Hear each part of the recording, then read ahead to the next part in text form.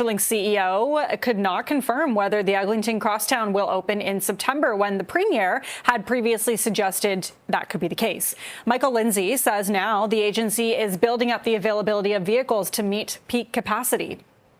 We're hoping that we're a few weeks away from being able to say that we've got that kind of availability and reliability.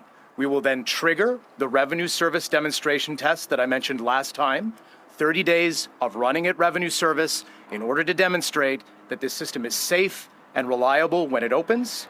If that works, then we will declare substantial completion of the project towards the end of September, and then we will work with both the Government of Ontario and the TTC to think about progressive ramp-up of service on Eglinton.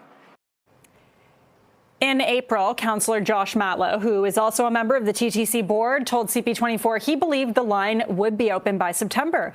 Premier Doug Ford echoed that belief in June. Construction on the 25-stop Crosstown LRT began in 2011, and it was projected to open in 2020. Several technical issues have led to years of delays, and the cost of the project is about $1 billion over budget. Joining me now is Scarborough Southwest MPP and NDP Transit critic, Doly Begum. MPP Begum, it's good to have you. Thanks for taking the time. Good to be here, Lindsay. Thanks for having me. I want to get into the reasons why there seems to be more delays coming, but just first of all, your reaction to hearing after so many promises and so much talk that this was actually going to open in September. What's your reaction to hearing the CEO of Metrolinx say today it might not? Well, I have to say I'm not surprised, and I can speak for, I think, my constituents, people of this city, that this is totally unacceptable. It's ridiculous. The Eglinton Crosstown project is so delayed. The cost, like you said, it's over $1 billion now. And people have been waiting for way more than a decade now for this to be open. And we still actually do not have a date. I mean, people can, go by the Premier's hopeful date of September, but we don't have a confirmed date from the CEO. We have to respect the people of this province, and we need to deliver transit. People need that. And it's been over a decade of construction, and we still do not have a project timeline. We still don't know what's happening with the budget. Okay, so you would like to see an investigation into Metrolinx and what's happening and why there's been so many delays. Is there anything else you think the province should be doing right now to maybe try to speed this up or see what's going on? Or do you think that's the first step, is an investigation?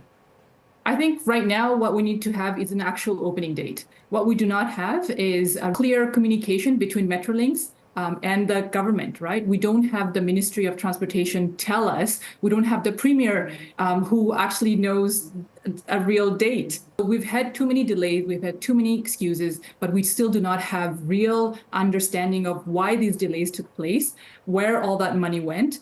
We are hearing about multiple claims of over $8 billion.